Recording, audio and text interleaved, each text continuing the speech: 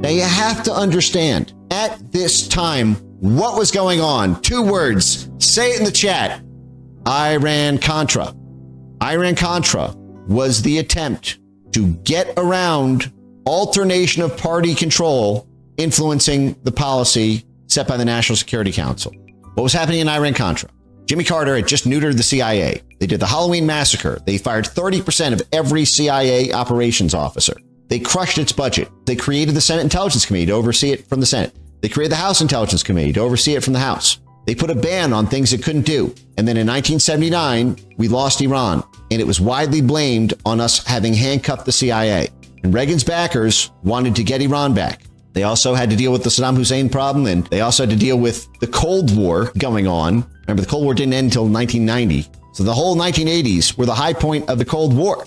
So how are we going to do that with a neutered CIA? Well, you do it by standing up a CIA independent party control or change in policy. Democrats were pissed at the CIA at this time. The CIA targeted half of the Democrat Party the same way the CIA is targeting half the Republican Party today.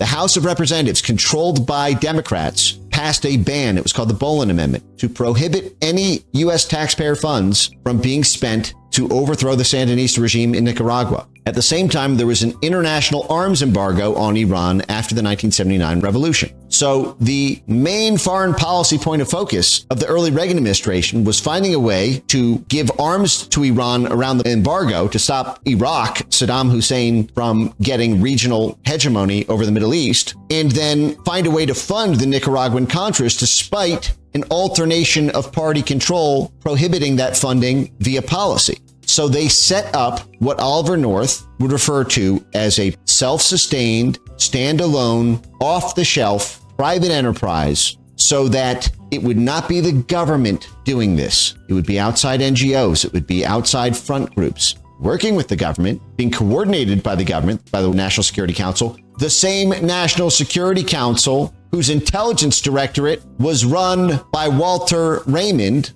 1982 to 1983. And then he stayed on the National Security Council as senior director for international communications and information until 1987. So all the way through Iran-Contra, he was on that very National Security Council. And during the creation of NED, he was the head of the intelligence directorate.